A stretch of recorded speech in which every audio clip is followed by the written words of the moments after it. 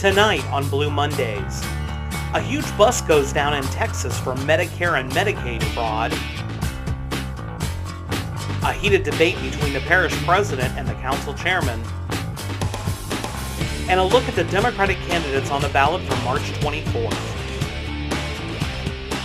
All this and more tonight on Blue Mondays for March 5th, 2012.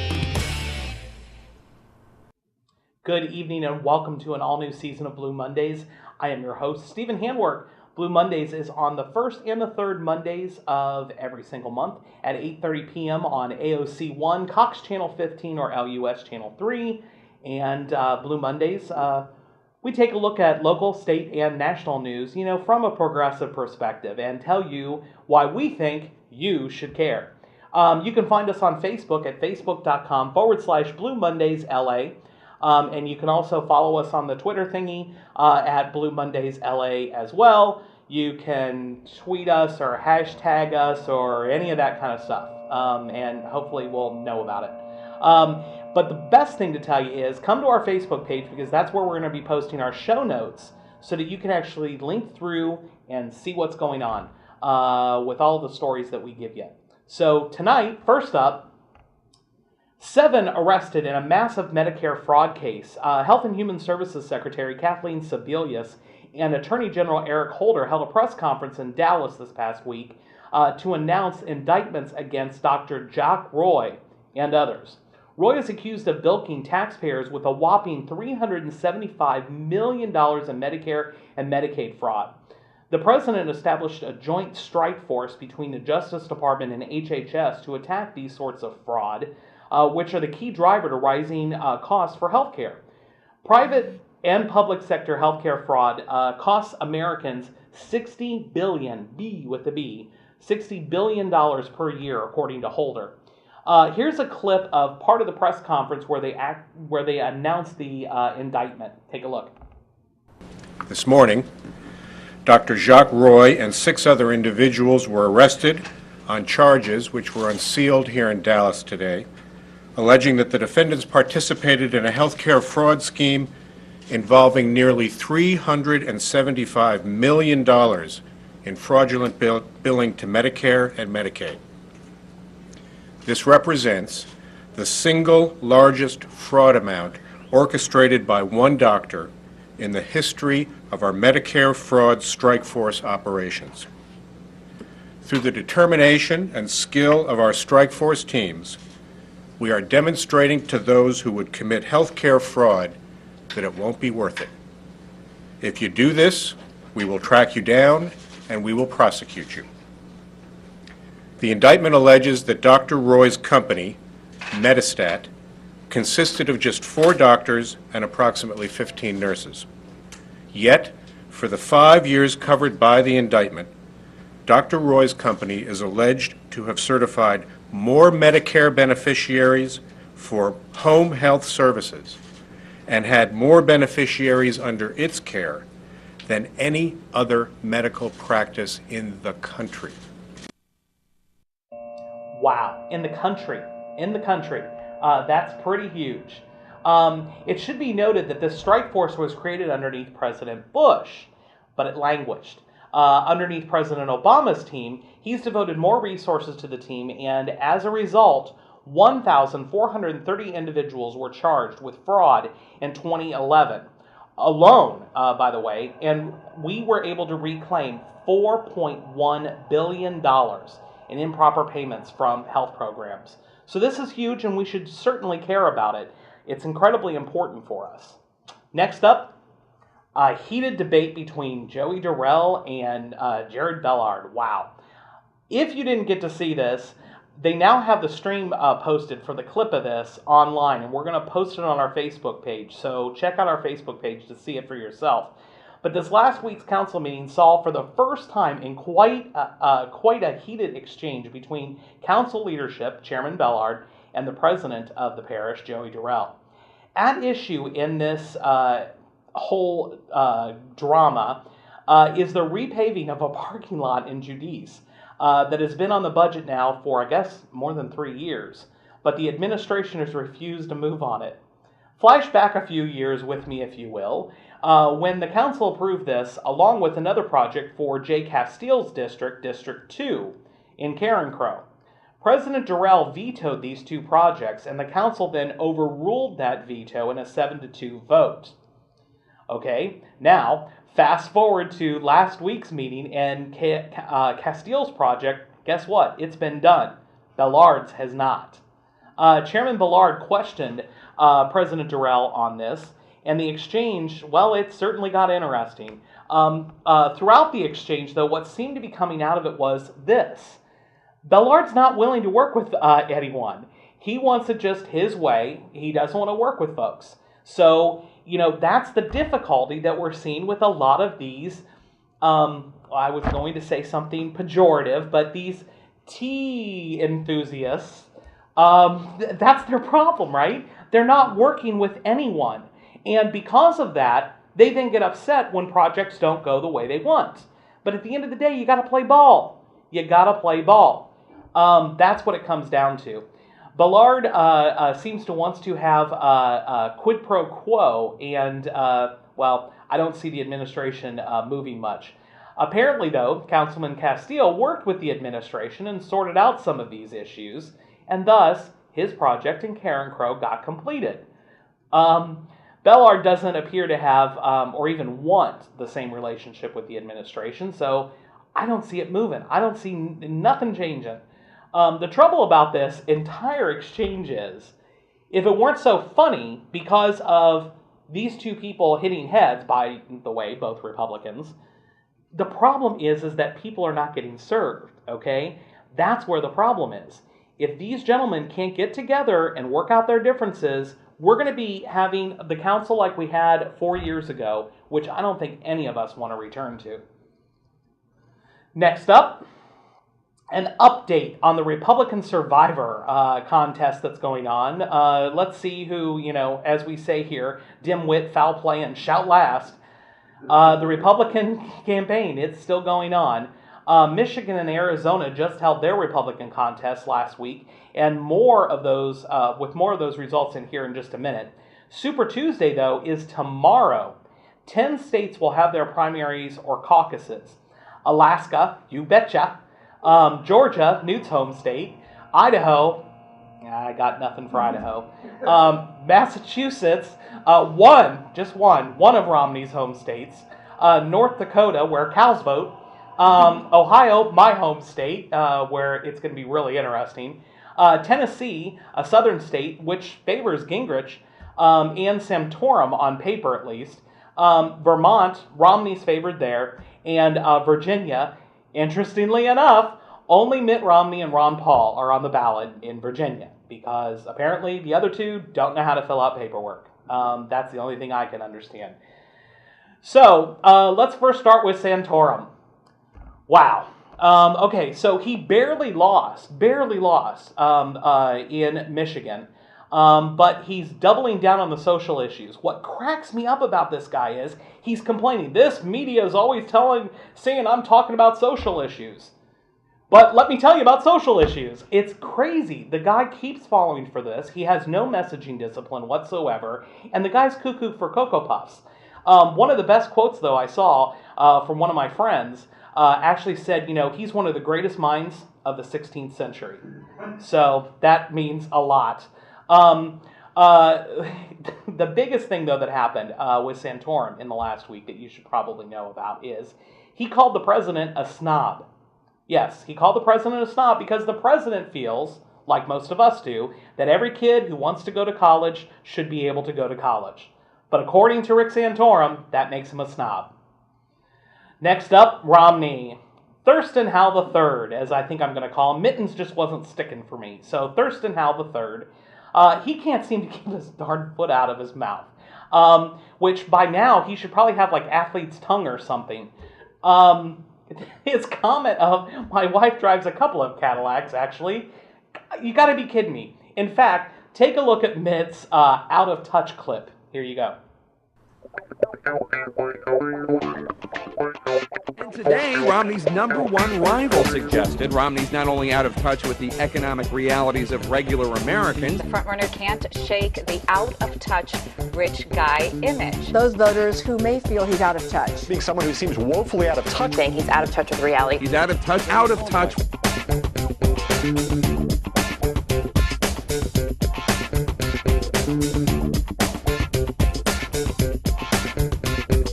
I know what it's like to worry whether you're going to get fired. There were a couple of times I wondered whether I was going to get a pink slip. Corporations are people, my friend. We can raise taxes on... Of course they are. Rick, I'll tell you what. 10,000 bucks? $10,000 bet? I get speaker's fees from time to time, but not very much. What counts as not very much money to Mitt Romney is $374,000. That's what he earned in speaker's fees in 1 year in 2010. But I have some great friends that are NASCAR team owners. I drive a Mustang and a Chevy pickup truck. Ann drives a couple of Cadillacs, actually. I'm not concerned about the very poor. We have a safety net there. If it needs a repair, I'll fix it. Hey, I should also tell my story. I'm also unemployed. I like being able to fire people who provide services to me. You on LinkedIn? Yes, actually. And I'm networking. According to exit polls conducted by CNN, the only demographic that Romney is actually solidly winning are those who make over $100,000. I guess those who drive 2 Cadillacs, actually. Those are the ones that he's winning solidly through all of these states. Hope you like the graphic. We found this online and thought it was too cool. Remember, Obama 2012, because Bo rides inside. So how's he going to connect with general election voters? That has to be the question. I mean, what's their end game? He's doubling down on all of the far-right crazy nonsense that's going on, including just this past week saying that he was actually for the Blunt Amendment, which would make it so that employers could deny women's health coverage. Unbelievable. Or I guess the question comes down to, do we even care at this point? Is he so far gone that nothing's going to happen? Just like they gave up on Bob Dole several years ago, maybe they'll just give up on Romney as well. Exit polls show that the #1 determining factor for their choice on Election Day was the candidate's perceived possibility of beating the president. Yet look at what people in the Midwest are saying about Romney and his stance to let the American auto manufacturers go bankrupt, as he stated at the time. Check it out.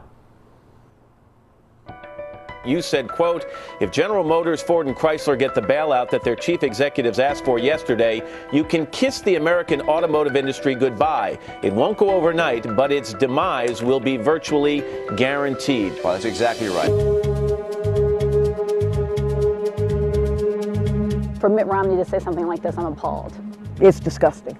It's disgusting. It says that he doesn't care. Let Detroit go bankrupt. I'm kind of appalled. I mean, here's a guy from Michigan. You should look around. You see how important that business is to this whole state. To let the automotive company fail in Detroit is to let Detroit fail completely. As a Detroiter, I mean, obviously Mitt Romney doesn't care about me. It's ridiculous. It's not right.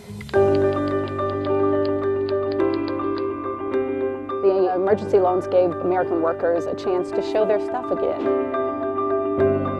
On the day I took office, our auto industry was on the verge of collapse. Some even said we should let it die. That's exactly what I said. Let Detroit go bankrupt. With 1 million jobs at stake, I refused to let that happen. The emergency rescue loans helped Detroit turn around completely. My community is healthier as a result of 2 viable auto companies continuing to exist. The restaurants, the small independent business people, this economy would have been devastated. The auto industry would have perhaps closed down. Millions of jobs would have been lost. Then the country would have been really in bad shape. We bet on American workers. We bet on American ingenuity. And tonight, the American auto industry is back. I don't understand why Mitt Romney would bet against the workers. I don't get it. We are the backbone of this nation. I think if he had been president at the time, we would be in a depression. I think it's very scary to think of him being elected. Mr. Romney is dead wrong on this issue. Time has proven that both GM and Chrysler are now not only existing, but thriving. Let Detroit go bankrupt. You want to run for president? Not here.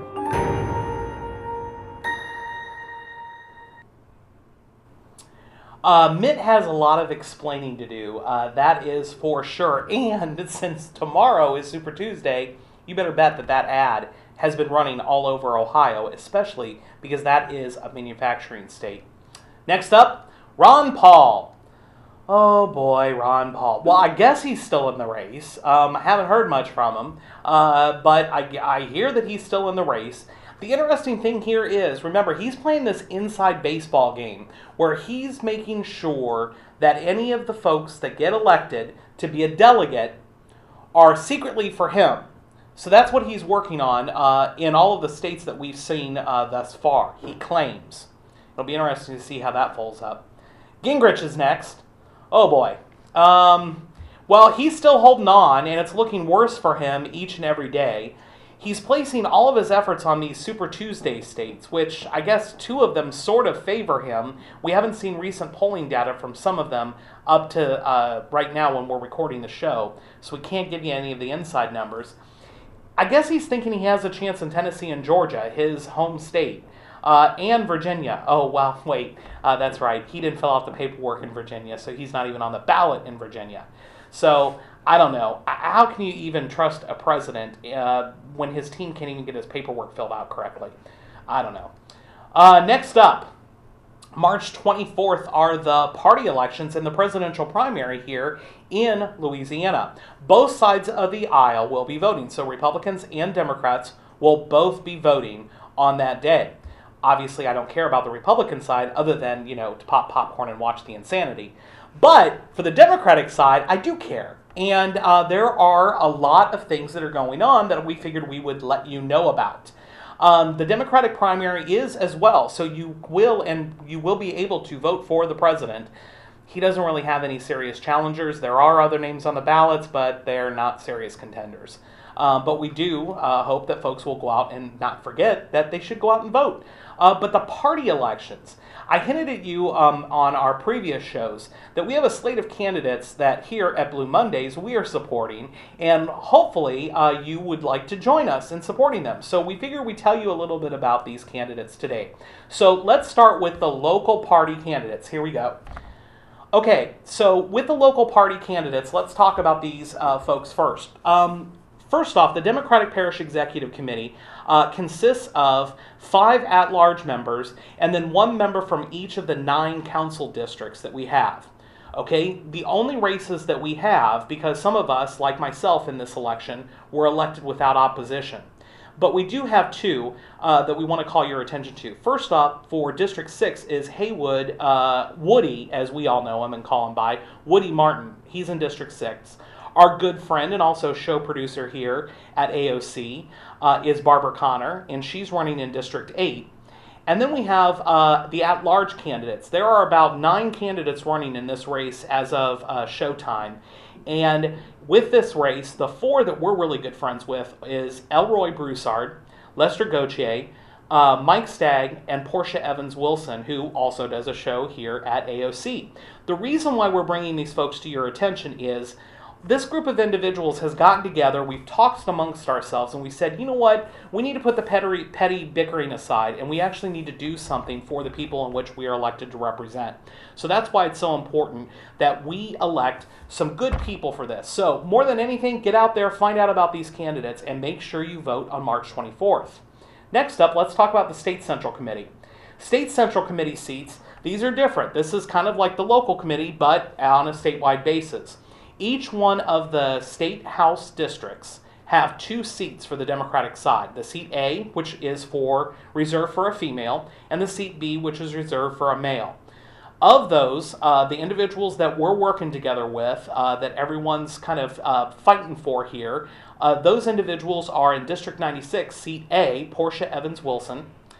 District 4, Seat B, that's Jolan Jolivet. He's a really good guy. He worked really closely with Stephen Ortego's group, and did a lot of canvassing for him. He's certainly an up-and-comer. He's a young guy. I really like this guy.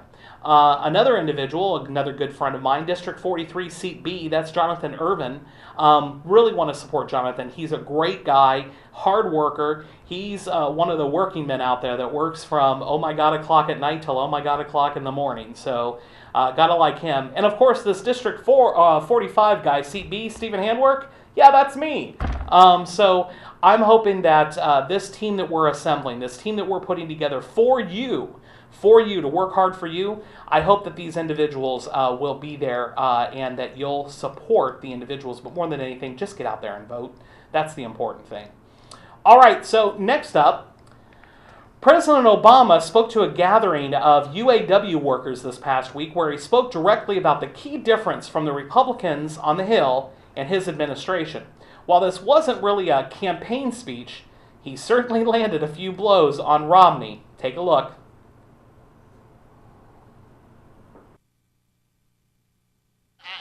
I've got to admit, it's been funny to watch some of these folks completely try to rewrite history now that you're back on your feet.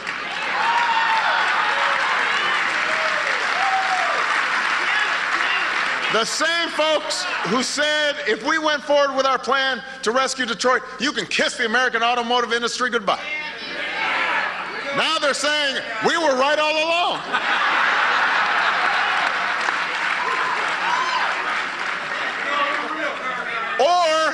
Or you've got folks saying, well, the real problem is what we really disagreed with was the workers. They all made it out like bandits. The saving the auto industry was just about paying back the unions. Really? I mean, even by the standards of this town, that's a load of you-know-what. You know, about 700,000 retirees had to make sacrifices on their health care benefits that they had earned. A lot of you saw hours reduced or pay or wages scaled back. You gave up some of your rights as workers. Promises were made to you over the years that you gave up for the sake and survival of this industry, its workers, their families. You want to talk about sacrifice? You made sacrifices. This wasn't an easy thing to do. Let me tell you, I keep on hearing these same folks talk about values all the time. You want to talk about values? Hard work, that's a value. Looking out for one another, that's a value. The idea that we're all in it together and I'm my brother's keeper and sister's keeper, that's a value.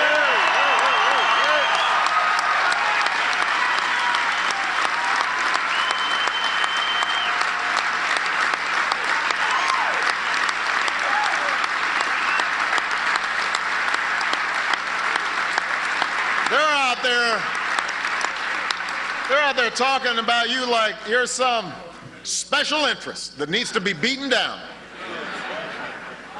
Since when are hard-working men and women who are putting in a hard day's work every day, since when are they special interests? Since when is the idea that we look out for one another a bad thing?